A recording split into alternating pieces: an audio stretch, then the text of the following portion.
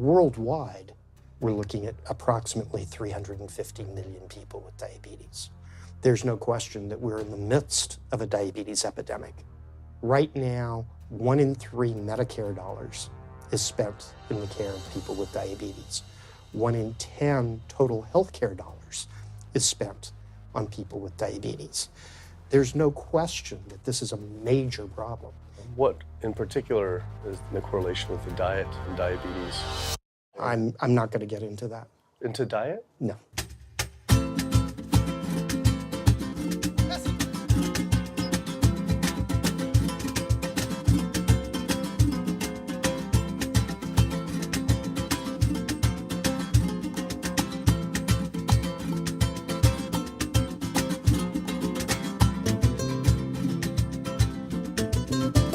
My name's Kip. I'm a filmmaker from San Francisco and I have a confession to make. I'm a recovering hypochondriac. Like so many of us, I have a family history of diabetes, heart disease, and cancer. My dad had his first heart bypass at 49, his second at age 50. My grandpa died young from diabetes complications, and both my other grandpa and grandma died of cancer. I was always paranoid that I would also get one of these diseases. Like any good hypochondriac, WebMD Symptoms Checker was essentially my browser's homepage. Even in my teens, I took Metamucil every day and a daily aspirin. I read all the latest self-diagnosis books, I ate every multivitamin I could get my hands on, and I was obsessed with bodily functions. I followed all the large health organizations' recommendations for preventing disease. I exercise regularly, don't smoke, don't drink soda, get enough sleep, reduce stress, and grew up eating what I thought was a healthy diet. Until... World Health Organization this morning has classified processed meat such as bacon and sausage as carcinogenic, directly involved in causing cancer in humans. Processed meat is clearly linked to an increase in cancer. Hot dogs or bacon could be just as dangerous as smoking cigarettes. The World Health Organization had looked at over 800 studies from 10 different countries, finding a direct link to consuming processed meat and cancer. Just one serving of deli meats daily increases your risks of colorectal cancer by 18%. I had no idea that what we ate affected cancer rates, but I never felt like I had eaten a lot of processed meats until I realized that processed meat includes hot dogs, bacon, sausage, salami, ham, pepperoni, cold cuts, and deli slices, basically everything I grew up eating. The World Health Organization classifies processed meat as a Group 1 carcinogen, the same group as cigarettes, asbestos, and plutonium, and classifies red meat as a Group 2 carcinogen. Was this like I had essentially been smoking my entire childhood? If processed meats are labeled the same as cigarettes, how is it even legal for kids to be eating this way? I thought this was new information, but many of these studies have been around for 50 years. I couldn't believe I'd been eating processed meats virtually my entire life and was just now finding out how dangerous they are. Why hadn't I been hearing about it from the American Cancer Society, the largest cancer group in the nation? When I went on their website, I was shocked to see that none of this information was featured on their homepage. But even more shocking, on their Eat Healthy page, they actually encouraged eating Group 1 carcinogenic foods like processed turkey and canned meats. This is after the World Health Organization reviewed over 800 studies definitively linking processed meat to cancer. Thank you for calling your American Cancer Society. My name is Sam. I'm a cancer information specialist. How may I help you today? Hi, I was calling because I was wondering why you all recommend people to eat processed meat on your website, which the World Health Organization has classified as a Group 1 carcinogen, which is in the same class as tobacco smoking, asbestos, and plutonium. This would be like a lung association having a how to roll your own cigarette section on their website. It's kind of the same thing. But let me just place you on a brief hold because He wasn't able to answer my questions and said someone would get back with me. I had always been concerned about cancer because both my grandma and grandpa died of cancer. I wondered if things would have been different had they known the link between diet and this terrible disease. In the US, 1 out of every 4 deaths is from cancer. Oh, sweet. American Cancer Society rep confirmed an interview this week. So we just went in for the interview with the American Cancer Society rep, and the security guard said there's no interview scheduled. So I went into my phone, and it turns out last night, after I told her that the interview is going to be about the correlation between diet and cancer, she said she could no longer do the interview. After repeated emails asking why she was declining my interview to simply talk about diet and cancer, she stopped responding altogether. Why would an American Cancer Society rep not want to talk about this? I was, however, able to connect with a growing movement of doctors who are willing to talk about the link between the standard American diet and disease. And it goes beyond just cancer. I took my old trusty van, Super Blue, once again out on the road. 2/3 of adults are now overweight or obese, and we have an epidemic cascade of debilitating disease that's overcoming the country. There's no way we can sustain the current style of care with the epidemic that we're creating with our diet and lifestyle choices. The diabetes, the arthritis, the heart disease, the dementia, the obesity, the cancers are affecting about 70% of deaths. All the data is that those 70% of deaths and morbidity are largely lifestyle related and preventable. Most kids by age 10 in the US already have fatty streaks in their arteries, the first stage of atherosclerosis leading to heart attacks, strokes. Here in American medicine, we operate from the disease model. We are in the business of treating sick people. We are not in the business of trying to prevent people from becoming sick. When you look at chronic disease risk, all the things that we walk around worrying about, actually dietary choices trump smoking when it comes to those risks. If I could deliver one message to the researchers who are looking for the cause of diabetes and the cause of clogged arteries and the cause of high blood pressure and the cause of obesity, I would tell them the answer's in 3 words. It's the food. It's what Americans are eating. Today, with 2/3 of Americans being overweight, clearly there's a food issue. In the next 25 years, 1 out of every 3 Americans will have diabetes. My name's Michael Abdallah. I'm from Atlanta, Georgia, and unfortunately I was diagnosed about 10 years ago with diabetes, and 8 years ago I had 2 stents put in.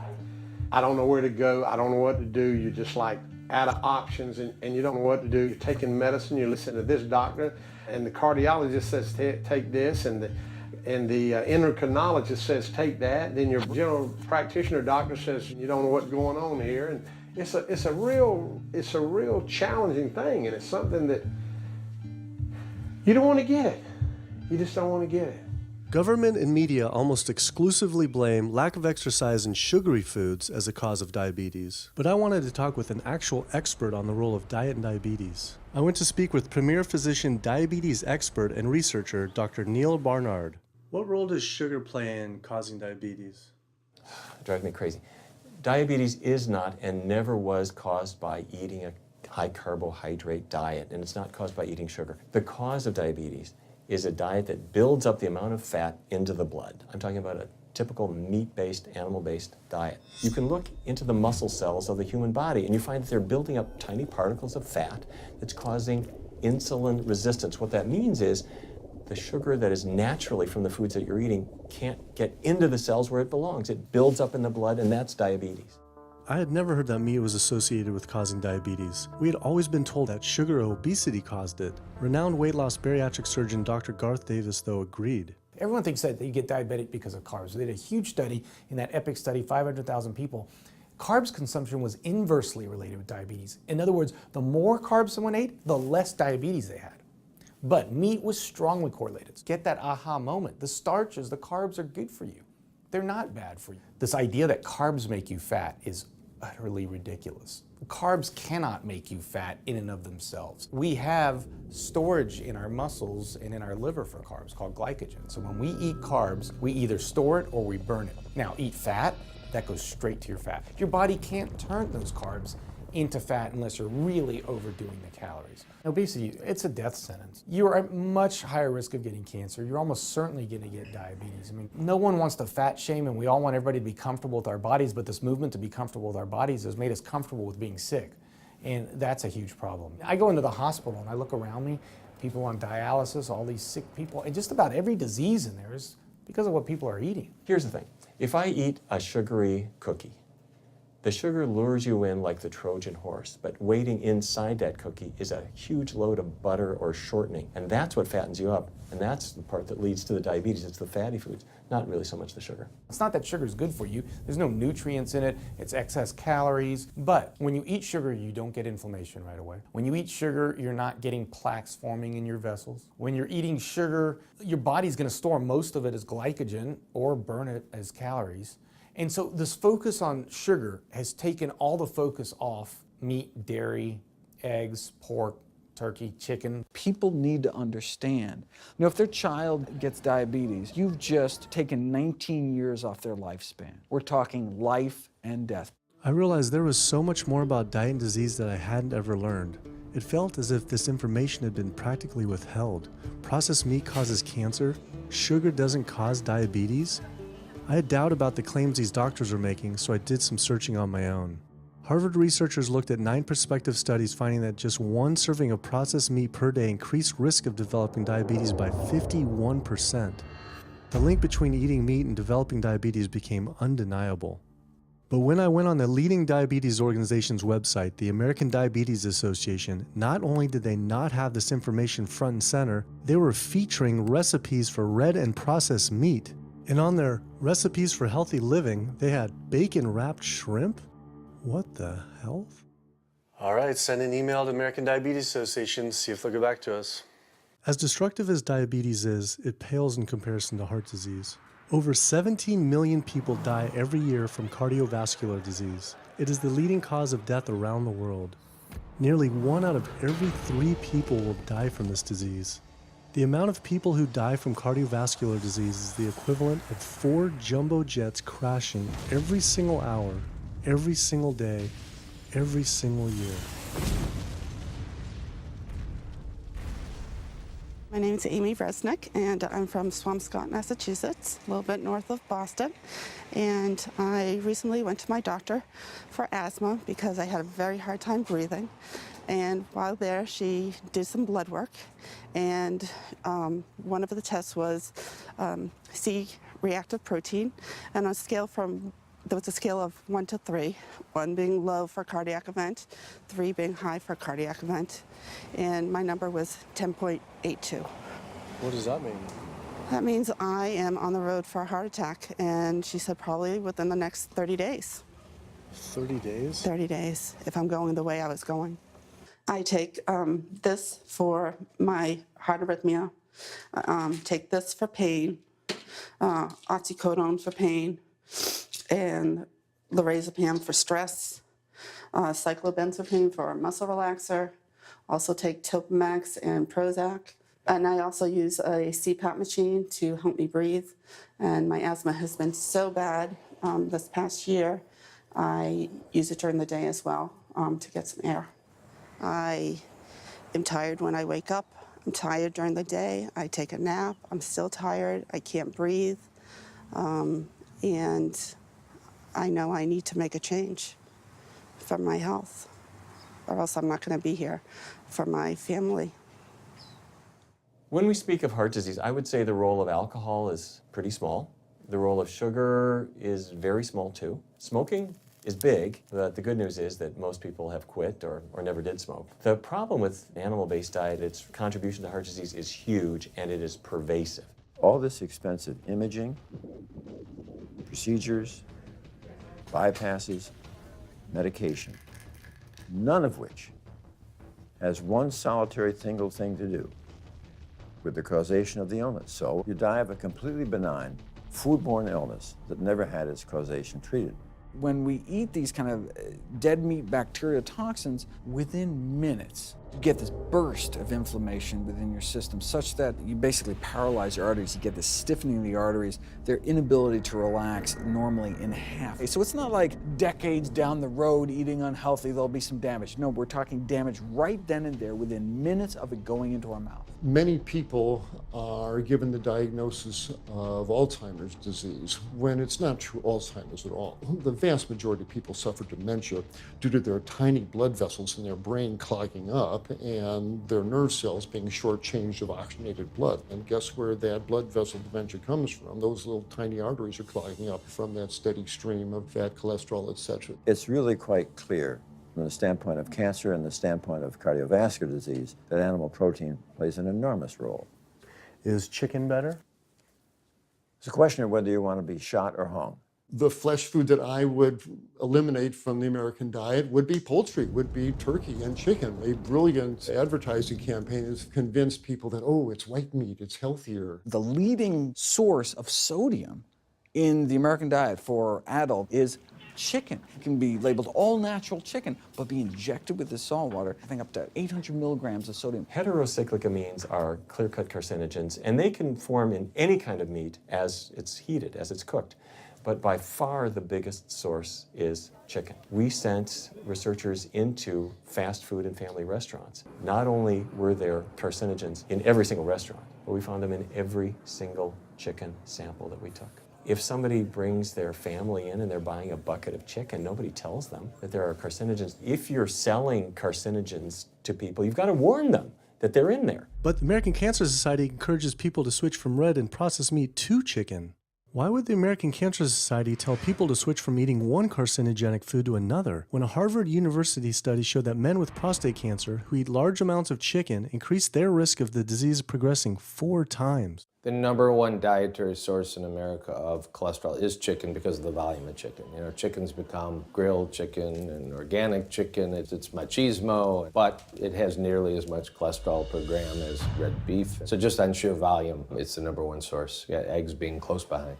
I'd never really thought about eggs much. I just thought of them as a standard part of a healthy diet. But then I found a study suggesting that eating just 1 egg a day can be as bad as smoking 5 cigarettes per day for life expectancy. The yolk of a hen's egg is the most concentrated glom of saturated fat and cholesterol. It is made to run a baby chicken for 21 days with no outside energy. It is pure fat and cholesterol. And when we put that into our bloodstream, it coats our red blood cells. Our blood gets thicker and more viscous. It changes our hormone levels. It raises our cholesterol levels. There's nothing healthy about eating the yolk of the egg. But I thought cholesterol and saturated fat wasn't an issue anymore. You know, these saturated fat studies that have come out trying to vindicate saturated fat, this is a campaign by the dairy industry, right? #1 source of saturated fat is dairy, it's not meat. 2008, the global dairy industry got together at a meeting and explicitly, read their agenda, was to neutralize the negative impact of milk fat by regulators and medical professionals, unquote. So what did? They funded studies. The main study that started the whole saturated fat media craze was funded by the National Dairy Council. The egg industry similarly funds studies that confuse consumers by making claims that eggs don't negatively affect heart function. That is, only when compared to eating a McDonald's sausage McMuffin? So what they're really saying is that eating eggs is just as bad as eating a McMuffin. When you eat foods like beef or steak or a processed meat, a hot dog, you're not just getting saturated fat. You're also getting other additional toxins that are in that food. There's heme iron, carcinogens, processing chemicals. This is all a lot more complicated than just looking at saturated fat. You know, the strategy is not on making their products any safer. The strategy is to just try to confuse the public, to introduce doubt. You know, there's a famous tobacco industry memo. It's called "Doubt is Our Product." That's all they had to do. They didn't have to convince Americans that smoking was healthy, right? They just had to introduce doubt. Then they would win. If there's just enough controversy, people kind of throw up their hands, I don't know what to eat. Confusion is their game. I really don't think people thought what they ate led to heart disease. They think, oh, it's genetic, my parents had it. And I don't think people really think that what they ate led to diabetes. I think, oh, my parents had it, I was gonna get it. And certainly cancer, they don't think that way. People have bad lifestyles that they've inherited environmentally. They've been exposed to a certain way of eating and living that they've carried on into their adulthood, passed on to their children. That is why they go on to develop the same diseases that their parents and grandparents may have had before them. But it is not inevitable. Even if you have a genetic predisposition, doesn't mean it's going to necessarily manifest. And what determines whether it manifests or not may be those epigenetic variables, the things that you can control, the environmental factors, the dietary factors, the lifestyle factors. So we can actually change the expression of genes, tumor-suppressing genes, tumor-activating genes, by what we eat, what we put into our body. So, you know, even if you've been dealt a bad genetic deck, you can still reshuffle it with diet. I had always thought that I would develop heart disease at a young age because both my dad and grandpa had heart attacks. I was taught that they were genetic, but their heart attacks probably had less to do with genes and more to do with their diets high in meat. That's why when I went on the American Heart Association's Heart Healthy Recipes page, I could not believe they had an entire section on beef recipes. This was just like the American Cancer Society encouraging eating Group 1 carcinogens on their site. Meatloaf, pork loin, steak on your recipe list? Are you kidding me? It's like this menu is trying to give people heart attacks. Your website, and we noticed Heart Healthy Recipes, and we were kind of bewildered by why there's a bunch of recipes on, a whole section on beef recipes, and there's also a section on egg recipes when there's such a strong link between beef, red meat, and heart disease. I honestly don't know because I don't do that, I guess. That's not what I do. Another organization rep that wasn't able to answer my questions, but he said that he'd have someone get in touch shortly. I was, however, able to talk to the president of the American College of Cardiology, Dr. Kim Williams. So the American College of Cardiology is a 47,000 member and growing organization with a dedicated mission to reduce heart disease and to improve patients' lives. And if you look at the incidence of hypertension and diabetes and mortality in men, they actually get reduced as you go higher and higher in terms of how much you restrict animal products. What about fish? So fish is a little different. You've got the 4 worries, which is PCBs, mercury, saturated fat, and cholesterol. And the cholesterol is all over the place. You can hit tuna in water, that'll be almost less than a glass of milk, to salmon or tilapia, which is higher than a pork chop. If you look objectively at fish, what you find is they've become essentially mercury sponges. And that's why in many parts of the country they warn you, don't have more than so many of these fish a week because it's getting too much mercury can kill you. Fish are eaten by bigger fish who are eaten by bigger fish, and these pesticides and herbicides bioaccumulate in the fish flesh. And these big fish, including the salmon, which people think is the healthiest fish, truth is the amount of pesticides and herbicides in the flesh of these fish are shocking, and they have estrogenic and cancer-promoting properties in them. They'll say, well, but don't sardines have less concentration of toxic waste product than other ones? Something being less toxic doesn't make it healthy. It just makes it less toxic. Farmed fish is by no means healthier. All the antibiotics that these animals have to be fed, similar to chickens and turkeys kept in confinement. These fish get infections. They get fungal infections, they get bacterial infections. You've got to feed them antifungals, antibiotics, and these substances accumulate in the fish flesh as well. I always knew that pollution was bad for our health, but I had never thought about the environmental pollutants affecting food. Dioxins, being the most toxic man-made chemicals known to science, cause all sorts of things. They cause endometriosis, they cause cancers, they cause endocrine disruption problems. Most of your exposure, 93% of it, comes from eating meat and dairy products because it climbs up in the food chain so effectively. So you can get exposed to living near these incinerators and breathing it, but it'll take you 14 years to breathe in as much dioxin as a cow will ingest by eating the grass in one day. And that dioxin will accumulate in its fat, which includes the milk and the meat, and anyone eating meat or dairy products is going to get that dose of dioxin, so it climbs up the food chain every step. Men have no way in their bodies to get rid of dioxins, but women have 2 ways. They're both involving having a baby. One is that dioxin crosses the placenta into the growing infant, and the other is that it comes out from the breast milk. So if you have a meat and dairy consuming mother breastfeeding that infant, then the highest impacts of toxic exposure like mercury and dioxins will go to that infant. Pregnant women are told, oh, certain types of fish should be avoided. But what about all these other animal products which are introducing, imagine as the fetus is developing, introducing these very harmful toxins which create reproductive abnormalities, developmental problems, and hormonal issues right as the child is developing, the most critical stage of development. It does make you worry when people say, don't you want to have a little bit of milk because you're pregnant? Don't you want to have some fish because you're pregnant? Who do you think is going to get the chemicals that are in that? All these environmental toxins and toxins from the feed that they're being fed accumulate in their tissues and are released into the mother and unfortunately to the child when you eat these products when you're pregnant. So this includes antibiotics, hormones, steroids in animal feed. Commercial animals are largely fed GMO corn and soy, which are very laden in pesticides. PCBs have been banned since the 70s, but they persist in the environment. Dioxins, all of these compounds can create hormonal, reproductive, developmental damage as well. Eating organic beef, poultry, pork, or fish will not help you avoid contaminants like mercury, like dioxins, like strontium-90, because they fall out over all sorts of farm fields and water bodies, and they don't skip over the organic fields. And so really the contaminants are coming in regardless of how these animals are raised.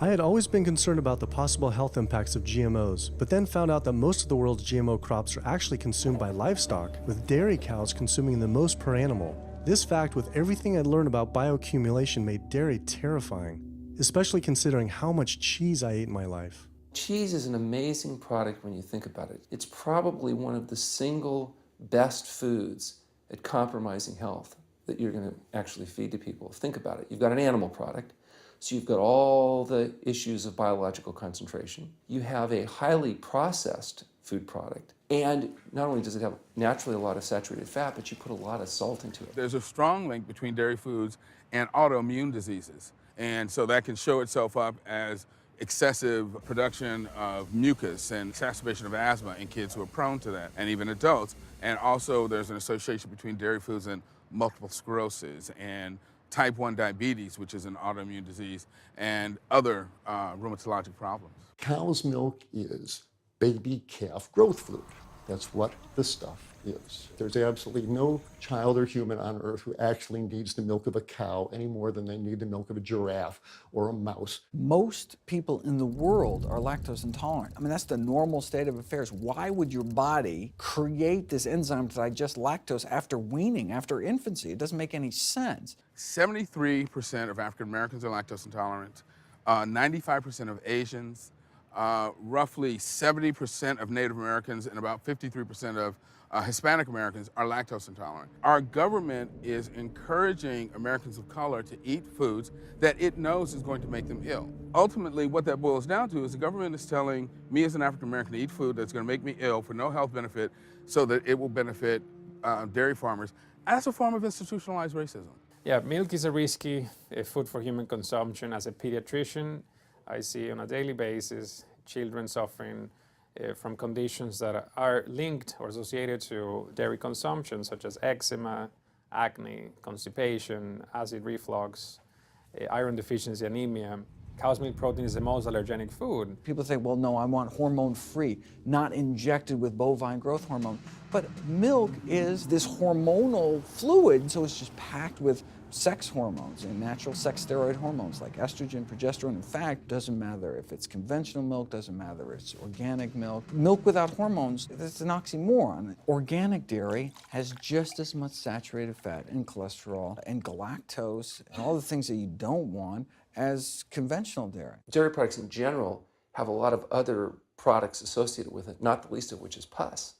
I mean, they actually have laws limiting how much pus you can actually have in a milk and still sell it. I believe it's like 750,000 pus cells per cc. Because, I mean, you wouldn't want too much pus and it'd be like pure pus. People might object. In fact, you could think of cheese as kind of coagulated cow pus, if you would. But I was always told that we need milk for strong bones. I'm Jane Chapman, and not too long ago, finally got some x-rays of the hips and back. Severe bilateral osteoarthritis of the hips. And actually, I'm scheduled for 2 hip replacements. That's bone on bone. It's the grinding of the joints. My stability is scary. I hold on to the walls if I'm at home. I've been told to use a walker. I'm only 61. This is not how you're supposed to live when you're this old. I have a really hard time believing that that's all that's left.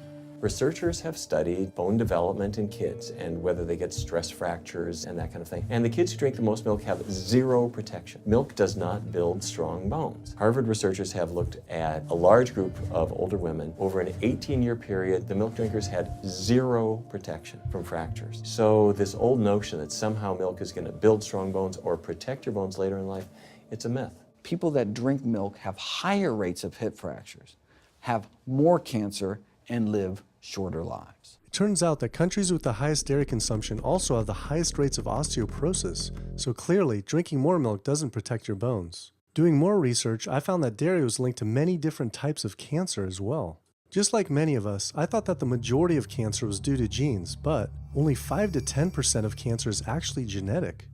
Any cancer is caused by a DNA mutation, but that's not enough. So that can cause that first cancer cell, but one cancer cell never killed anyone. 2 cancer cells never killed anyone. But 1 billion cancer cells, now we're running into problems. So we need to reduce the growth factors in our body, like IGF-1. Insulin-like growth factor 1 is this cancer-promoting growth hormone involved in every stage of cancer cell growth and spread and metastases.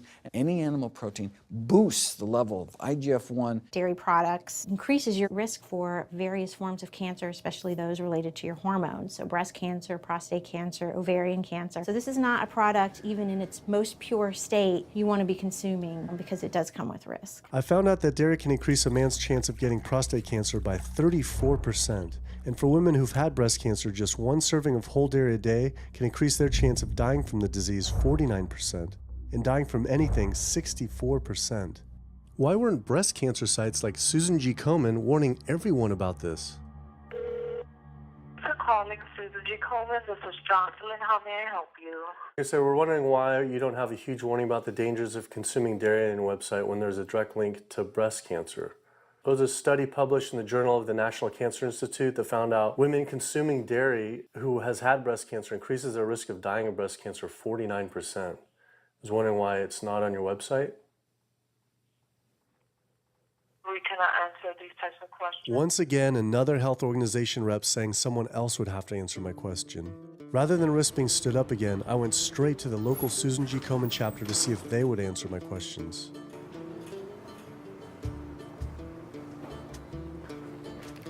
They didn't want to answer my questions in person either, and told us to stop filming, but promised they would connect me to the national office directly. Susan G. Komen's Pink Ribbon campaign had done a lot to raise awareness for breast cancer, although it was confusing to see pink ribbons on dairy yogurt containers. Breast cancer can be prevented with a healthy diet and lifestyle, but we're not. We're talking about pink ribbons and putting all the money into research for the cure. I, for one, know that I would want my daughter, my mother, me, I want to focus on not getting to that point, and that's where I would like to see more energy and effort put. I had been a hardcore cheeseaholic virtually my entire life, despite the risks, but like so many others, I seem to have been addicted to it. It turns out that the casein protein, that's the main protein in dairy products, and particularly in cheese, it breaks apart in the human digestion to create what are called casomorphins, casein-derived morphine-like compounds that go to the brain, and they attach to the very same receptor that heroin attaches to. Don't get me wrong, they're not as strong as that, but they are strong enough to make you come back again and again and again, despite the fact that you're gaining weight, you're more unhealthy than you've ever been, but that cheese just calls out to people. Casomorphin may play a role in SIDS, and sudden infant death syndrome, may play a role in autism. This is one of the reasons why we don't want infants drinking milk from cows. Human breast milk has 2.7 grams of casein per liter, compared to 26 grams per liter for cow's milk. That's practically 10 times more. No wonder it's so addictive.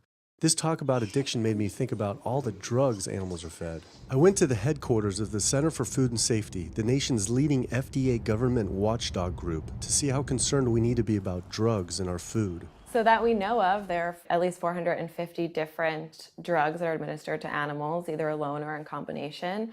These drugs are given to animals for a variety of reasons, very, very few of which are actually beneficial to consumer health. We've got drug companies that work real hard to make sure they can sell lots of drugs to people raising cows, pigs, and chickens. The pharmaceutical industry sells 80% of all the antibiotics that it makes in the United States to animal agriculture. Antibiotic residues are found in meat, other antimicrobials are found in meat, there has been ractopamine found in meat, there's been hormones found in meat. So right there you're talking about 4 different drugs that could be, in the same piece of meat.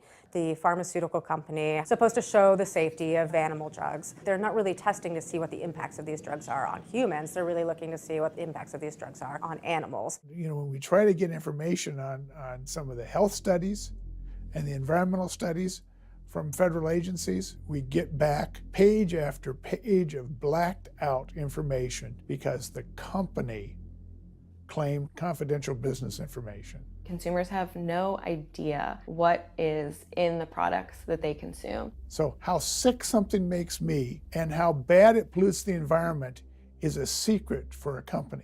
In the animal agriculture industry, as in the tobacco industry, these companies really have a vested interest in making sure that the public doesn't have information about their effects and what risks are really posed to consuming them. Have this system where animals are living in their own waste, they're living next to animals that are sick or even dead, and they're stuck in cages with these animals. The bacteria tends to spread, so that the pathogens that are being created in these filthy conditions are breeding resistance to antibiotics, and the public are becoming exposed to those. We already have people dying from salmonella and other things that you eat. We're having about 3,000 people die every year in the United States. That's more than the number of people that were killed in 9/11 in the Twin Towers in New York. If we had some terrorist organization killing 3,000 people a year, we would be all over it. The antibiotic-resistant bacteria deaths that we have, on top of that, you get 20,000 people dying a year. That's 7 9/11s every year. Can you imagine if that many people were being killed by some terrorist group in the United States every year? We would find them. You know, the World Health Organization has said we're nearing a post-antibiotic era in medicine. You'll be at risk in minor surgeries to have a fatal infection. You'll be at risk going to the dentist if you have a tooth extracted. Or it'll be like Civil War medicine. You get an infection in your leg and you cut your leg off. So you have this very dangerous situation. By crowding these animals in, they become a perfect engine for generating a new flu virus that can come out into the community. If you lived near a swine spray field, not even the CAFO, but the waste disposal field, you were 3 times more likely to have a MRSA infection. You can't see how it impacts the average person's life in Duplin County, North Carolina, and not be a little upset about it. From an environmental standpoint, from a community standpoint, from all other aspects, North Carolina, we're in a state of emergency. We've already had bouts of swine flu, or H1N1 as they prefer to refer to it. That particular swine flu incident was originated on a farm here in North Carolina. There's approximately the same number of hogs in North Carolina as there are people. Between 8 to 10 times the amount of feces is produced by a hog, an adult hog, as compared to an adult human. 10 million pigs in North Carolina produce the waste equal to 100 million humans. This is the equivalent of the entire U.S. eastern seaboard flushing their toilets into North Carolina, but there's no waste treatment. The pigs' waste falls through slats in the floors of the sheds they are forced to live in. It is then pumped into giant waste pits, which leach into rivers and streams, and is pumped out unfiltered onto fields, further polluting the environment and neighboring health. When you go back and you look at where these hog facilities are located, there's a disproportionate number of them that are located near communities of color, low-income communities. It is definitely a human rights issue. My sister, she have asthma, and you know, her brother, he have asthma. He's 3, and we don't know what she might have. I have asthma, I have sinus, I have sarcoidosis, that's the bacteria, and I have a pacemaker, which is 6 sinus syndrome. But you know, mostly everybody in this neighborhood got asthma or either cancer. My neighbor there died from cancer probably just last year. My nephew down the street, he's got cancer. He's in terminal cancer, stage 4. Not a smoker, not a drinker. And it's not in his lungs. It's in his lymph nodes. But see, if you live here and saw the way they do, you wouldn't eat no pork. Well, I don't eat bacon because I know where it comes from. When they die, they go into a box and they decompose because they swell from the heat. A truck come and pick them up, take them to the processing plant in Rose Hill, ground them up into feed, and feed it back to the hogs. If I come out this door, if he's spraying there, it's gonna come in my face. It hit you right in the face. It smells like something that you have never smelled before. It smells worse than a dead body. It's the family graveyard. I have my grandmother out there, my sisters, my brothers. When we go to the funeral, he used to spray. During the funeral? During the funeral, yes. During the funeral. Yeah, he spray. And when the people come, everybody be closing their nose up, saying how it stink. They can want to have a cookout on Sunday, he'll spray. Do you think he does it on purpose? I think so, because he just sprays Sunday. He always sprays Sunday. And in most of these area, hog houses and turkey house, is in the black area or the Hispanic area. It's either or.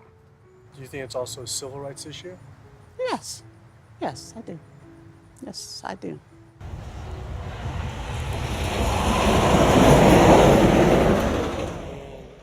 There have been times in the past that I have gotten ready on the Sunday, gotten ready to go to church and come out, and the smell was so strong that I had to go back and regroup because it got in my clothes and I just couldn't go to church smelling like hogs, you know. I just couldn't do it. So I don't think the government cares.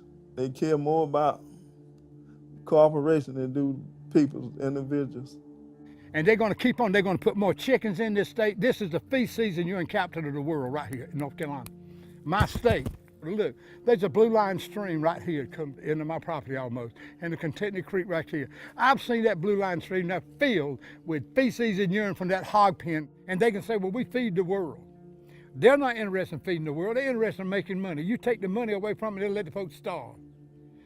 Because if you want to feed the world, you can feed the world with more corn, using corn and wheat and stuff like that, and you can meat. Meat is a luxury item.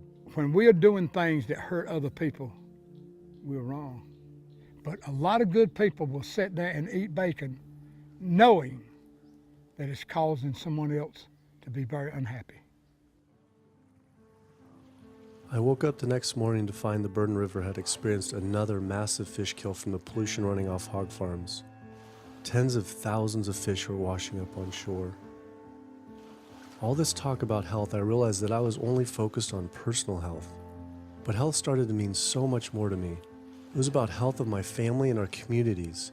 I couldn't under good conscience support an industry that I knew was harming others. Pollution from animal agriculture isn't just an issue in North Carolina, though. Raising animals for food produces more greenhouse gases than the entire transportation sector. It is a leading cause of rainforest destruction, species extinction, ocean dead zones, and freshwater consumption.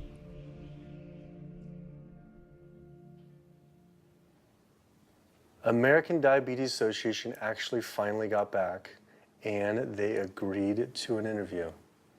Preparing for the American Diabetes Association interview, I took a look at their diabetes diet and meal plan recommendations, and they were loaded with foods associated with causing diabetes. How could they expect people not to get diabetes if this was the food they were recommending? And then, I saw multiple peer-reviewed studies published on the National Institute of Health website showing that a low-fat, plant-based diet was more than twice as powerful at controlling and even reversing diabetes than the ADA recommended diet that included meat and dairy. Well, the mission of the American Diabetes Association is to identify a prevention and a cure for diabetes. But in the meantime, to improve the lives of all people who are affected by diabetes. And what's the best way to prevent this? For type 2 diabetes, it's unclear. We can't prevent type 2 diabetes in everybody. When we're doing the research, we came across a lot of studies that said that you actually could potentially cure or reverse diabetes with a purely plant-based diet. I don't believe there's sufficient evidence to demonstrate that. How does it compare to the ADA diet that you recommend? We don't recommend a specific diet. We recommend healthy eating. The one that's on the website. We recommend healthy eating. Do you have a whole list of exact day-to-day, the meal plan, the whole meal plan? All they are selections of foods to consider. We do not have a diabetes diet. But with that selections, that you consider that plan compared to a plant-based plan? No one's done that study. We found actually some studies, that a 74-week study found that low-fat vegan diet versus the ADA plan in type 2 I diabetes. think we're done here. I'm not gonna get into an argument about. Oh no, I was just wondering the studies of if this is true or if it shows that. Any diet works. Any diet works if people follow it. But if it's a diet that's not the proper diet, like if anyone follows a diet that they eat I can't tell you what a proper diet is. I can tell you what an improper diet is. So then we can talk about the good diets. I'm not sure why. I'm not going to get into that. Into diet? No. Why If that's where you want to go with this, I'm sorry, I'm not the person that you should be talking to. And why is that, though? If that's what you want to get into, I'm not the person you need to be talking to. Who do we talk to about diet? You can talk to anybody you want. But that's interesting, though. Why not recommend a diet? Because the data don't exist to support it. But if we see data that we looked up that supports it with, like, you know, the NIH, in Europe, the European Association of Studies. We're done. I'm sorry, I'm not going to get into that argument with you. No, it's not an argument. I'm not going to get into the argument. Why is it an argument? It's just talking about in European study of diabetes and other places that have studies, why... There are lots of studies. Why is it even an argument? There are lots of studies in the literature, many of which have never been replicated or, frankly, are wrong. That's why we do peer review, okay? The European Association of Study of Diabetes has been peer-reviewed? I don't know what study you're referring to, and in the absence of being able to see that study, I'm not going to comment. I could show it to you. I'm sorry, I don't have the time for that. I just don't understand why it's an argument, though. Okay.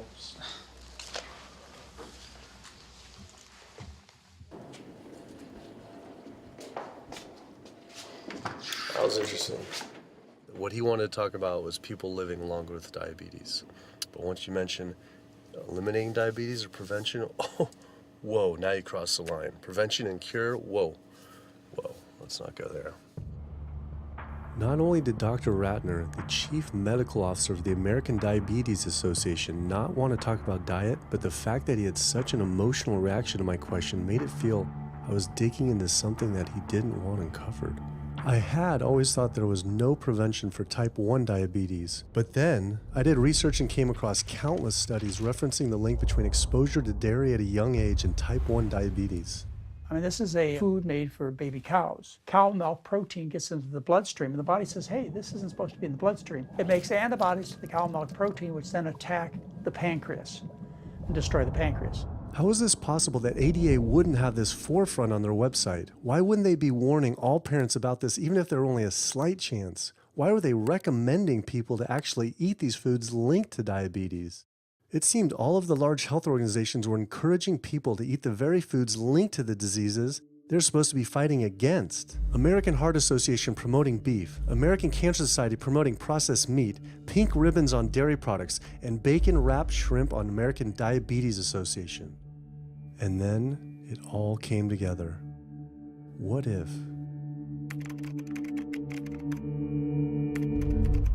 And there it was. The American Diabetes Association was taking money from Dannon, one of the world's largest dairy yogurt producers, Kraft Foods, makers of Velveeta processed cheese, Oscar Mayer processed meats, Lunchables processed kids meals, and Bumblebee Foods, makers of processed canned meats. American Cancer Society was taking money from Tyson, one of the world's largest meat producers, and Yum Brand, owner of Pizza Hut, KFC, and Taco Bell. Susan G. Komen was supposed to be fighting breast cancer, was corporate partnering with KFC, Dietz Watson Processed Meats, and Yoplait Yogurt. And the American Heart Association was probably the most disturbing of all, taking hundreds of thousands of dollars from the beef industry, poultry, and dairy producers, and millions from fast food and processed food manufacturers. Every single one of these organizations was taking money from meat and dairy companies that are associated with the causes of these diseases. This would be like the American Lung Association taking money from the tobacco industry. I was sick of not getting answers, so I went to the headquarters of these organizations myself. We have to speak to someone in person. There's millions of people dying from the foods that they're recommending people to eat. I wanted to find out why Susan G. Komen had accepted $35 million from Yoplait when their products can increase a woman's chance of dying from breast cancer 49%. And ask American Cancer Society if taking money from KFC and Tyson was the reason they promote eating meat. but every one of these organizations declined to be interviewed.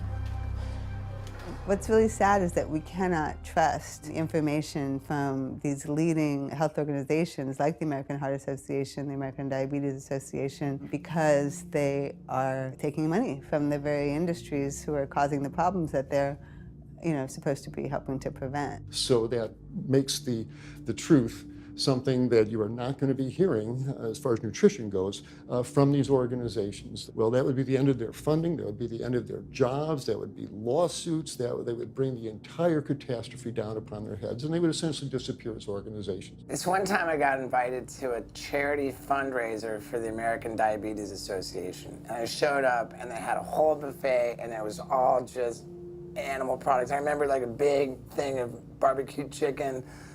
And I was like, I stormed out. I said, like, serving chicken at a diabetes event is like serving alcohol at an AA meeting. It just doesn't make sense. We had scheduled to film an interview with a prominent surgeon, but before we could get inside the building, the hospital's media relations manager stopped us. Actually, I understand that Dr. said that you could film here today, but unfortunately that's not going to be able to happen. I know that he advocates for patients changing their diets, but the hospital makes money off these surgeries, and the reality is he does too. So we can't do anything that's going to negatively impact the hospital, so unfortunately you're not going to be able to film here today. I was sickened by how open she was about the hospital being more interested in profits than people's health. But it wasn't just this hospital or these organizations. Even the US government is involved too. Every 5 years, the US Department of Agriculture creates dietary guidelines for Americans. The committee who writes these guidelines has been made up of individuals who have received money from McDonald's, the National Dairy Council, the American Meat Institute, the National Dairy Board, the National Livestock and Meat Board, the American Egg Board, Dannon, candy and sugar companies, Coca-Cola, and Anheuser, just to name a few, which means we are getting our dietary recommendations from the very industries that are killing us. And when the USDA, makes a pyramid or a power plate every 5 years for the American public, they're going to guarantee that on that plate are going to be foods which, when consumed, will result in millions of Americans perishing. The USDA, which is supposed to be protecting us, has two missions. It's supposed to protect us, and it's supposed to protect the producer. And guess what? When those two come head to head, they usually choose the producer. In internal documents uncovered by Dr. Greger, the USDA admitted that eggs cannot legally be called nutritious, low-fat, part of a balanced diet, low-calorie, healthful, healthy, can't say it's good for you, or even safe. Yet they still promote these products to the American people through federal checkoff programs. If you ask somebody if they've heard of the checkoff program, the odds are they haven't, although daily they are seeing the messaging that these programs produce. So checkoff programs are responsible for the messages that we see on TV, on the internet, on bus billboards and magazines that say things like, milk, it does a body good, or milk life, beef, it's what's for dinner, pork, be inspired, the incredible edible egg. The dairy checkoff program gave $12 million to Domino's to just market cheese-heavy products. And this is the USDA, this is the government. If you've seen those ads for the Pizza Hut pizza, the stuffed crust, or a pound of cheese, those are all government advertising schemes for the industry. How can we put more cheese on beef? How can we put more milk in a coffee? Things like that to just drive consumption of these just unbelievably unhealthful products. So McDonald's, for instance, has 6 people staffed full-time, according to records we found, whose salaries are paid for by this government program, but funded by the producers who are regulated by it. And these 6 people sit there at McDonald's headquarters and just come up with ideas. Triple cheese decker McCheese muffin stuffed bacon cheese slider? With extra cheese? Nice. Yes. You don't think of it on a day-to-day basis that these are government programs. The Wendy's bacon double cheeseburger, government program. The steak fajita at Dunkin' Donuts, government program. You would just never think that this just pure garbage from a food standpoint is coming from a federally funded program. That's one of the things that makes checkoffs so incredibly creepy, is that it is our government telling us, eat more beef, drink more milk, eat more cheese, eat more pork. One of the very effective ways that the dairy industry promotes its products is to reach children. because kids are impressionable, they're going to be consumers for their entire lives, and you might as well get them while they're young. So dairy spends at least $50 million promoting its products in public schools throughout the country with posters with people with milk mustaches and messages like milk, it does a body good, or milk life. Targeting young people, right? The tobacco industry had to keep replacing their customers who are dying with new customers. The meat industry knows they have to target young people. That's why we have these foods in schools and marketing messages at a younger and younger age for kids to get hooked on all the wrong kinds of foods. So there's all kinds of parallels. School districts where processed meats are all over the place. Maybe it's going to be bacon on the menu, sausage, hot dogs, or a pepperoni pizza. Any of those things are processed meats, and those are pretty much the worst of the worst with a direct link to colon cancer. And yet you have every day in the schools meal items with processed meats. If the Surgeon General puts warning labels on tobacco because of their cancer risk, why aren't the same warning labels on meat? Based on the publicly available data, we know they spend at least $557 million promoting their goods through checkoff programs. We know that they spend at least $138 million lobbying Congress. We expect that they spend a good deal more than that in figures that simply aren't publicly disclosed. The industry's lobbying power is so strong that they can create laws and push through legislation that doesn't benefit Americans in any way, such as ag-gag laws that criminalize whistleblowing or photographing abuses by this industry. Activists in the U.S. can be charged as terrorists for disrupting the profits of any business that uses animals under the Animal Enterprise Terrorism Act, to the even more ridiculous ones like cheeseburger laws. A cheeseburger law is a law that says a plaintiff cannot recover against a manufacturer, distributor, or retailer on the theory that the food made the plaintiff obese or caused an obesity-related disease. Cheeseburger laws are a direct response to a problem that the tobacco industry has had. Big Tobacco has paid $400 billion to state Medicaid programs. Cheeseburger laws proponents say, we don't want to see the same kind of thing happen to the meat and dairy industries. The fact that these laws are based on a model template called the Common Sense Consumption Act is actually ironic, because what they're saying is, you, the consumer, should have the common sense to know that our food is bad for you. I've often typified the meat industry to people who maybe don't understand its power and reach, as it's got all the money of big tobacco and big pharma, and it has the personality of the National Rifle Association. So any little thing that comes up, man, they beat it to death. Robert Martin wasn't exaggerating. When the profits of the egg industry were threatened by egg alternative company Hampton Creek Foods, extremely disturbing emails were uncovered by Ryan Shapiro and Jeffrey Light. We uncovered documents demonstrating the American Egg Board considers Hampton Creek, quote, a crisis and major threat to the future of the American egg industry. The American Egg Board considers a successful egg replacer company to be such a threat that they joke on their government email addresses about murdering the CEO. In internal government emails with the heads of the egg industry, they suggest having the CEO of Hampton Creek, Josh Tetrick, murdered, including a menacing email from the executive director of the American Egg Board.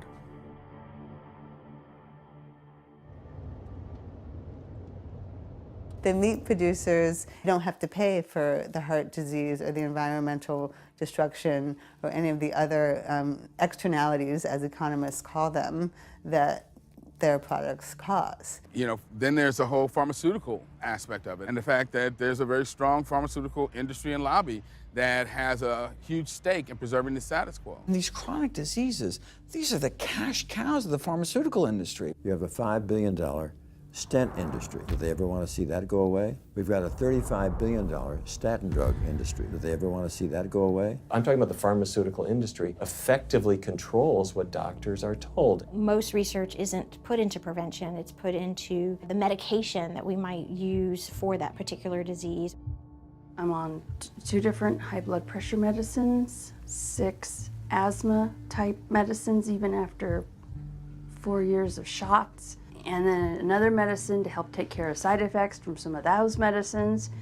I'm on high-level antidepressants, a couple of different pain meds for my back and hips.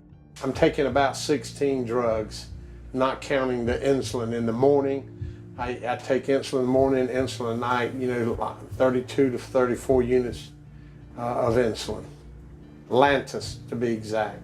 Some of these meds are for diabetes. This is for peeing. I have to use this for my prostate, and then I have to use this for the heart, and I have to use this for blood pressure. And it's just on and on and on and on. The doctors are telling me this is what I've got to do for my whole life, and it's frustrating, and it's very stressful, and I don't know how long my liver's going to last taking all this stuff. Under conventional medical treatment, whether it be for autoimmune disease or even conditions like high blood pressure or diabetes, you're told that you have to take drugs, and not just for a week or a month or a year. You're told you have to take drugs forever. You're guaranteed that if you follow your doctor's advice, you'll be sick forever. You'll never get well. That's the guarantee. Because the strategies are all about manipulating the symptoms, not dealing with the underlying cause. You come in with that diagnosis, you get a bunch of pills that have nothing to do with the disease causation, or you get these procedures that have nothing to do with disease causation. It's a deception to say this pill will help you unclog your arteries, this one will save you from a stroke. No, it doesn't. The people who take the statins, etc., they still get their heart attacks, they still get their strokes. This does not reverse disease. This does not make plaques smaller. This is a fraud of massive proportions.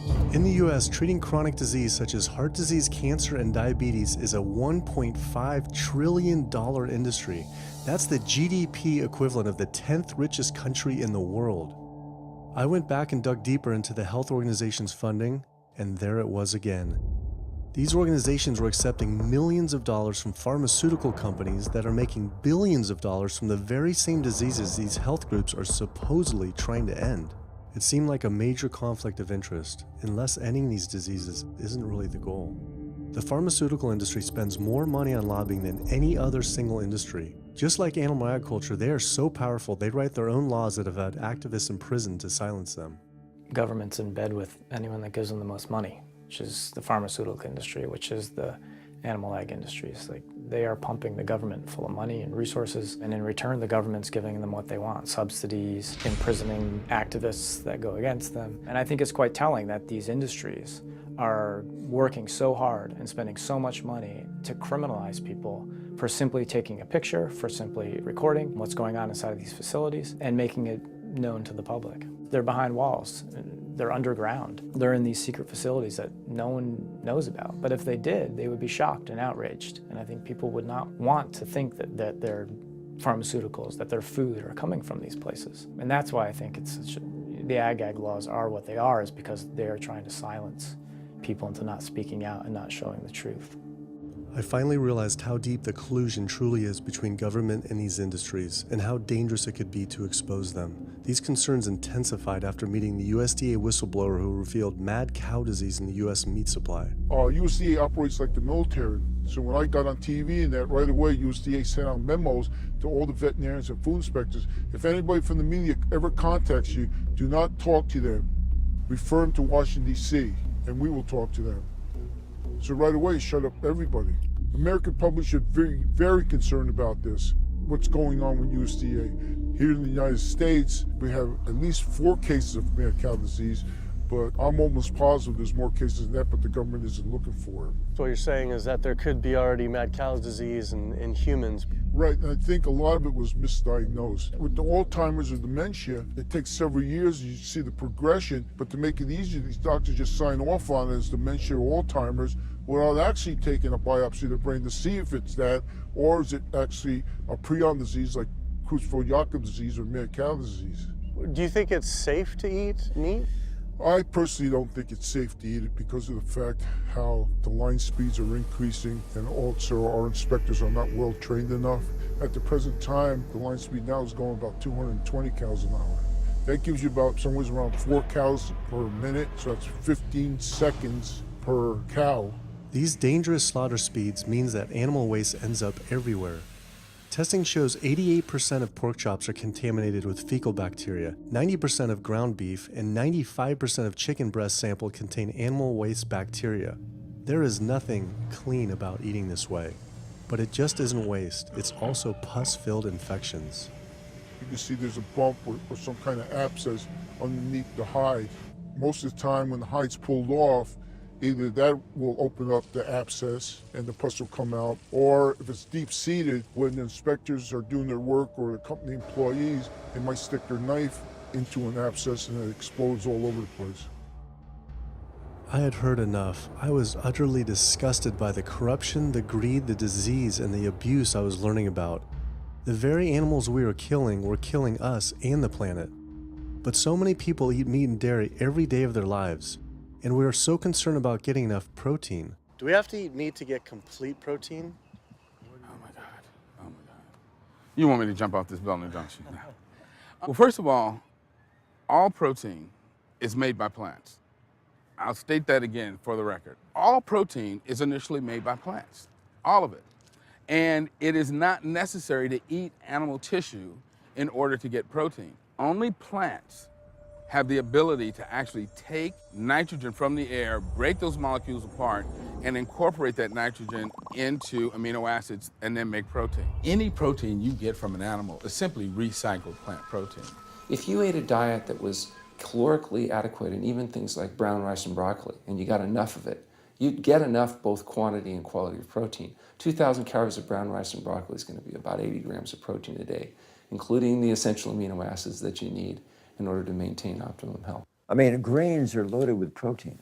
Beans are loaded with protein. Vegetables are loaded with protein.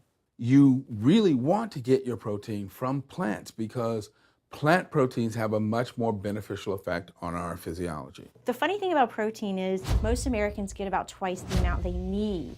Most Americans get less than half the amount of fiber they need. But the conversation tends to always be about protein. So in my mind, it's just this magical marketing campaign that protein has taken on over the decades. The question is not where do you get your protein, it's where do you get your fiber? I have never in my professional career seen a protein deficiency. I've never seen someone come in eating normal amounts of calories and they're protein deficient. You just don't see that. So human milk has the lowest protein content ever in any species ever tested. I mean, that's the fluid that's been designed by evolution over millions of years. And so it's like the perfect food for human babies, right? Perfect food, lowest protein content any other mammal. And so it gives a sense of kind of protein requirements for anything. So look, then rat milk, ape milk, donkey milk, any milk has ever been tested. And you hear this a lot in bodybuilders. They're like, well, I need, chicken, or I need fish to be, to be strong, to build muscle tissue. That is utter nonsense. The largest, strongest terrestrial animals on the planet are all herbivores. The biggest, strongest animals are all herbivores. When we bring in people and they're on meaty diets and we transition them to a plant-based diet, we always track what they're eating. Their vitamin intake goes up. Their nutrition overall goes up, dramatically better. And these same people might worry in advance, will I get the nutrition that I need on a plant-based diet? The fact is, you're not getting the nutrition you need on a meat-based diet, and you're going to get dramatically better nutrition on a plant-based diet. For an average-sized guy like myself, I need about 56 grams of protein a day. That's optimum. Probably I really need 30 to 40 grams a day. Diets that are really high in protein create diabetes, create heart disease, create cancer, create the diseases that I'm treating on a daily basis. But this is the opposite of what all the high-protein diet fads say. The food you eat determines the bacteria that live in your gut. Well, you eat animal flesh every day. You are summoning up bacteria that eat carnitine. And those bacteria will turn that carnitine into a molecule called trimethylamine. Your liver then turns that into trimethylamine oxide. That's a molecule from hell. That molecule drives cholesterol into the artery walls. And the people who are consuming this flesh-based diet are contributing to plaque building up. They may lose weight on this diet, and that's good. But what's happening inside your arteries, paleo friends? What's happening is that plaque is building up, and these are the folks who drop dead at the gym at 39. Boy, he was lean and he looked really good. But where is that cholesterol going? It's going into your artery walls. So I believe these paleo folks are setting themselves up for an epidemic of clogged arteries, colon cancers, autoimmune diseases. This is not a healthy diet. We are not carnivorous apes. Humans' closest living relatives are chimps, who get 97% of their calories from plants and the remaining 3% mostly from insects. Comparing the anatomy of true omnivores like bears, who eat both meat and plants, to frugivores like primates, who eat almost exclusively plants, the differences are pretty clear. Frugivore teeth have flat molars for chewing plants, where omnivore teeth are serrated for stabbing and tearing flesh. Frugivore jaws can move forward and back and side to side. Omnivore jaws cannot. Omnivores have much stronger stomach acid for digesting meat compared to less acidic stomach acid of frugivores. The intestines of frugivores is 9 times their body length compared to 3 times for omnivores. This is because meat will putrefy in the gut unless it is moved through quickly. If humans were indeed true omnivores, we would need to change our physiology and appearance quite a lot. But we fit every requirement of a frugivore. We may behave like omnivores, but anatomically, we're frugivores. Human beings, unlike bears and raccoons, and to some extent dogs, don't have that mixed anatomy and physiology that you see in the true omnivores, and thus we are not true omnivores. In humans, the canines have become really small and rounded and actually function like accessory incisors. They're utterly useless for ripping and tearing anything other than an envelope. So the idea that the mere presence of the canine somehow means that we're supposed to eat meat is silly. He was right. I always thought my canines were for meat, but what kind of animal could I actually kill and eat raw with these tiny teeth? The thought alone was disgusting. I mean, everybody loves a smoothie made with fruit and even some vegetables, but if you think about putting a fish or a piece of beef in a blender and grinding it up, the thought is absolutely repulsive. All these diseases I had learned about were from eating a diet our body wasn't designed for.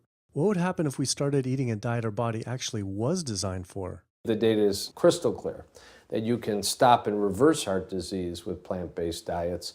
Scientifically shown, I've seen it in my own patients. People who adopt low-fat plant-based diets can actually reverse their heart disease, and that literally means watching the plaque start to go away, something they didn't think could happen. My experience with patients is, and the studies show, that when people adopt a fully plant-based diet, their cholesterol levels plummet within a few days. And if you do blood tests in a couple of weeks, you'll see dramatic improvements. Yes, your numbers are going to look great within a week or two. Your cholesterol can come crashing down. In fact, if you're on medications, your doctor may have to pull off your blood pressure medications so your blood pressure don't drop too low because it can work too good. Like that, the side effect is not having to take drugs. In a groundbreaking study published by Dr. Esselstyn following patients suffering from cardiovascular disease, 99.4% were able to avoid major cardiac events by going plant-based. Because it's not just heart disease. It's hypertension, it's diabetes, it's strokes, it's heart attacks, it's several of the autoimmune diseases, lupus, asthma, GERD, osteoporosis. I mean, there's a multitude of diseases, even rheumatoid arthritis. It can be so dramatic. When you see these poor souls with just absolutely crippled with rheumatoid arthritis go plant-based, then they come off their medication. I wanted to follow up with Jane Chapman, who had been suffering from severe osteoarthritis, and I could not believe what I saw after only a few weeks of fasting and changing her diet. So it's so amazing. See, like this a few weeks later. I know. From going from the walker, needing wheelchair assistance at the airport, to strolling down the street, enjoying the fresh air, the sunshine. 2 weeks. It's all it took, 2 weeks to get off all the meds and start to feel the inflammation just kind of drain out of the body, where the movement was much easier. Just a lot of healing occurred very, very rapidly just by doing the right things for your body. When you're treating diseases with drugs, you know, there's one drug you take for cholesterol, a different class of drugs you take for high blood pressure, different class of drugs you take for diabetes. But with diet, a plant-based diet affects all these diseases, one diet to kind of rule them all. The impacts of eating this way go far beyond ourselves. By getting rid of heart disease alone, we would save up to $48 trillion in the USA, 3 times the US GDP. Conditions like high blood pressure, you don't have to take the drugs the rest of your life and be sick forever. What you can do is live in such a way that it gives the body a chance to heal itself. We took 174 consecutive patients with high blood pressure, and 174 people were able to lower their blood pressure enough to eliminate the need for medication. For inflammatory bowel disease like Crohn's, the best remission rates ever achieved through a plant-based diet. MS, multiple sclerosis, the best results ever achieved compared to any medical, surgical, any kind of intervention was a plant-based diet. You can see that with every sequential reduction in animal products, people live longer, they have less heart disease, they have less cancer, they have less diabetes. You can actually take human cancer cells and put them in a petri dish, and you can drip the blood of those eating vegan, get about 72% suppression in human prostate cancer cell growth in vitro. They wanted to try this again with women and breast cancer. So they said, let's see what a plant-based diet can do. After just 2 weeks, their bodies cleaned up. You drop their blood on the same carpet of cancer cells. You can clear off the whole plate. This is after just 2 weeks eating healthy, which raises the question, what kind of blood do we want in our bodies? My background is in industrial and systems engineering, and that was my career path for a long time until I got thyroid cancer, and everything changed from there. I decided that I wanted to try alternative methods and treatments rather than have surgery and have my thyroid removed, which meant I'd be on medication forever, and I didn't want that. I just started reading how a plant-based diet can heal the body, and it has worked for so many people. So I immediately just switched to a completely whole food plant-based diet. After a year, the cancer was completely gone, and my thyroid had shrunk to normal size, and I was completely free of that. This was tough to believe. Couldn't this all just be from eating healthier though, like no sugar? Turns out Dr. Walter Kempner from Duke University back in the 1940s was reversing some of our worst killer diseases with diet alone. And the diet he was using was not only strictly plant-based, but it was made up of white rice, fruit, and table sugar. And he was reversing diabetes, he was reversing malignant hypertension, reversing heart disease, the diabetic complications, reversing diabetic blindness. So these people basically had death sentences, went to him, and were given basically sugar, this horrible diet, but it was strictly plant-based. If this information had been around since the 1940s, why don't all doctors know this? We're not taught about the power of food in medical school. No one is taught that the changes that we make with our diet are probably the single most powerful thing we can do to determine our destiny. It trumps our genetics. Why isn't your doctor telling this? Odds are your doctor never learned any of this. In fact, there was even a bill introduced just mandating physicians get 7 hours nutrition training every couple of years, just to kind of stay on top of it. And who came out against that? The California Medical Association. Even the family physicians, the surgeons, all the mainstream medical groups came out opposed. It's 7 hours, that's a lot, even if it's over 1 4-year period. So they're not just kind of neutral, but they're actually actively opposing nutrition education. Ironically, when patients come to doctors with questions, they assume that the doctor knows something about nutrition, and so it's kind of a double whammy that doctors haven't been taught much about nutrition. Why don't we hear about this from dietitians when nutrition is their entire specialty? Turns out the American Nutrition and Dietetics Association puts out nutrition fact sheets written by the industries themselves. The industries pay $20,000 per fact sheet and explicitly take part in writing them. So you can learn about eggs from the egg industry, and you can learn about lamb from the lamb industry. This would be like learning about the benefits of smoking from the tobacco industry. When people are eating meat, I think of it as a bit like smoking. It's sort of Russian roulette. You may not get diabetes, but your chances of getting diabetes, about 1 in 3. You may not get cancer, but your chances, if you're a man, about 1 in 2. A woman, 1 in 3. Your chances of gaining weight, 2 out of 3. It's not all diet, but most of it is. The best thing that you can do to make sure that you empty all those bullets out of the chamber and you're not taking risks with your health is to get the animal products out of your diet and eat healthy foods. I came to True North to help me with my asthma and to lose a little weight, and it's amazing. Just in 2 weeks of changing my diet, don't have to take any asthma medication, no antidepressants, no pain medication, no heart medication, nothing, no medications at all. And it's just incredible. I was taking Oxy and Advil, and I was taking 800 milligrams of Motrin 3 times a day just to get through the day because I was in so much pain. And now, nothing. Wow. Nothing at all. 2 weeks. 2 weeks, So 14 days. All that medication, you're completely off. Completely off everything. It's just been so frustrating to me because I went to so many different doctors for help, and I tried so many different medications to help me with my asthma, and nothing helped, and I was stuck on the couch for the last 10 months, unable to breathe. And now in 2 weeks' time, 14 days, I'm off my medication, and I can breathe, and I feel good, and I can walk. My life has changed, and it only took 2 weeks of a whole plant-based diet. That's incredible. Yeah. That is incredible. It really is. is. That's amazing. It really is. I feel so blessed and so good and just so happy to be doing this, and I'm hoping that I can be a role model for other people and not be pushy about it, because everyone's going to do it in their own time. But thank God my time is now. So. Thanks. Thanks. As powerful as Amy's story was, I knew for some, eating 100% plant-based would still seem extreme. I think there's this sense that everything's okay in moderation, right? But we haven't seen that moderation works. There really isn't a study that shows that by eating meat and eggs in moderation, you can actually turn your heart disease around and get better. But I know people who've given up meat and they felt sick. Yeah, it's unlikely that anybody's symptoms are caused by a dead, decaying flesh deficiency. The lack of highly processed animal food products in the diet is not going to be associated with the causal factor about why they're sick. There is going to be a reason why they're not feeling well, but that's not going to be one of them.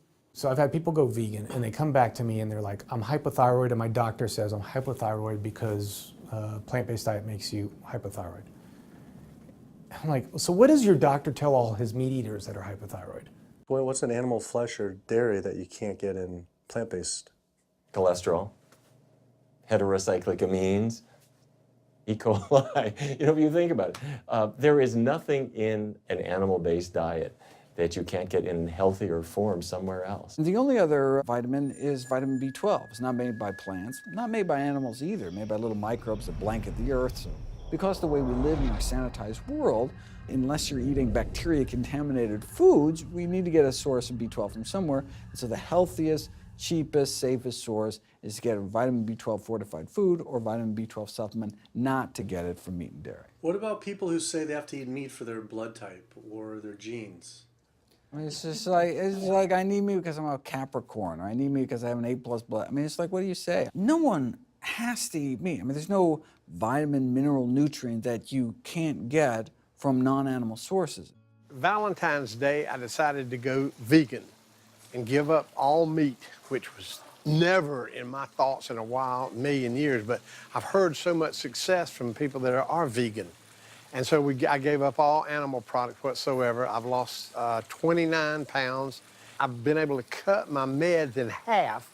I've been able to cut my insulin in half. And now I'm going for the moon. I'm going to cut it all out. In the last 6 weeks, we've just had 3 grandchildren. And my ugly face is going to be around to see them graduate from high school and college. I'm going to be here. My mission is to let everybody know you do not have to suffer from diabetes and cancer and heart disease because someone in your family had it or because the doctors are telling you this is what's going to happen. You can take charge of your health and have a positive outcome just like I did. The reason I'm so committed to this is, my grandmother had diabetes and I didn't know what I know now about healing the body. And if I did, I feel like she could have lived at least a few years longer. And so it's in her honor that I do what I do. Because I could save someone else's grandmother, aunt, uncle, father from that, So I'm excited about getting the message out there. There's a common belief that eating plant-based is expensive. Not at all. It can be done in a very inexpensive way where you buy foods that are in season and you shop in the bulk bins, and that saves a lot of money. You can eliminate a lot of your expenses on your grocery bill by not buying meat and dairy because those things are expensive. Our meal plan for a family of 4 is $25 per person in the family. 2064 is your total. 2064, whoa. That's for an entire week of food. Really? An exploding movement of elite athletes are utilizing vegan diets to heal injuries, speed recovery times, and enhance their performance. Before I was vegan, I was only bench pressing 315 like 5 times. Then after going vegan, I was doing 400, 425, 465. And I was like, oh my God, this is amazing. I'm vegan and I'm bench pressing 465 pounds. This is ridiculous. And as soon as I went vegan, tendinitis started disappearing. My strength in my right arm started coming back. High blood pressure was going down. You can't be strong and be dying on the inside. That's not strong. That's weak. That's really weak because yeah, you look big and strong on the outside. Yeah, big man. No, but your heart's crying for help on the inside. You're dying. I'm a professional parkour athlete, a two-time world freerunning champion, and more recently I got into Ninja Warrior where I'm captain of Team Europe as we won USA versus the world. For something like Ninja Warrior and parkour specifically, you really need to have a good strength to body weight ratio. So I was carrying mass that I really didn't need. And when I went vegan, I lost 15, 20 pounds. I was more agile, I was more efficient, more stamina in my body. Just that extra bit of pop that I didn't have before, it just gave me that extra strength. So this is a very vibrant way to live. It can enhance you as an athlete. For me, 100% better athlete than I was before. It unlocked a whole new chapter of my training. The science is there, the health is there, the athletes are there proving that you don't need to eat dead animals to be strong, to be healthy. I started working out when I was 47 years old. All the muscles you see, I gained as vegan. I gained 15 pounds of muscles on my body, eating all plant-based vegan foods. All the aches and pains in my body, it just went away. Because I'm not ingesting so many inflaming foods, the acidic foods that animal products are. Gorillas, rhinos, and elephants, they all get their muscles and strength from eating plants. That's what I do. I travel all around the world for my surfing, and I've always been able to eat vegan. I feel like if you want something, you can make it happen. I just don't make any excuses. I would never not be vegan now that I know all the benefits and now that I know how it feels to be vegan. Every aspect of my life has been improved by adopting this lifestyle. I feel better, I perform better athletically, I sleep better, my energy with my kids is better, my focus at work is better, everything is better. My skin cleared up, kept myself trim for 9 years now doing this. All I can tell you is that I felt and I continue to feel better than I ever felt before. My friend Jason Lester and I were the first people to do this challenge called Epic 5, which entailed doing 5 Ironmans on 5 Hawaiian islands in under a week. An Ironman is a 2.4-mile swim followed by a 112-mile bike and then running a marathon, 26.2 miles after that. So we did 5 of those in a row on 5 different islands in a little under a week. Yeah. You almost die? Yeah. Where'd Did you you die? So I guess the famous question, where did you get your protein in there? From plants. Like so many people, I was looking for excuses not to change my diet. But once I finally did, I felt liberated. Within days, I could feel the blood running through my veins with a new vitality. Within weeks, I felt a transformation throughout my entire body and mind. Not only could I survive on a purely plant-based vegan diet, I could thrive. I felt amazing. I competed in my first marathon in 6 years, training half the amount and beat my personal record by 23 minutes. Less than a month later, I did my first full Ironman. Although I could possibly get away with eating a little bit of meat and dairy without ill effects to my personal health, I could no longer willingly support an industry I knew was causing so much suffering to communities, families, and all life on the planet. A whole new world opened up. I felt whole again, connected to a greater sense of what true health is, and where true health doesn't end with me, but begins with us. If people adopted a plant-based diet, the changes we would see in our individual health, in our national health situation, and in this physical environmental world we live in would be so profound. I mean, today, you can say, I'm not going to eat that stuff anymore. It's one thing that I can do myself personally to make a difference. It will give you a greater sense of well-being and happiness when you know that, one, you're not destroying your health every time you sit down to eat, you're not promoting cruelty, and you're not damaging the earth. I don't want my gains to be at the detriment of the planet of other things. And yet, I'm not weaker, I'm stronger. That's the beauty of it. When you're altruistic, when you make choices for the greater good of others, it comes around, benefits me as well. It benefits us all. Studies show that we can not only survive, but we can thrive. I just feel this is a great way to live, not harming other beings when we can be healthy and happier. I love it. It's a great life. I never thought that I could feel this good at this age, and I just want everybody to feel this way. I feel like a 20-year-old. I'm almost 50.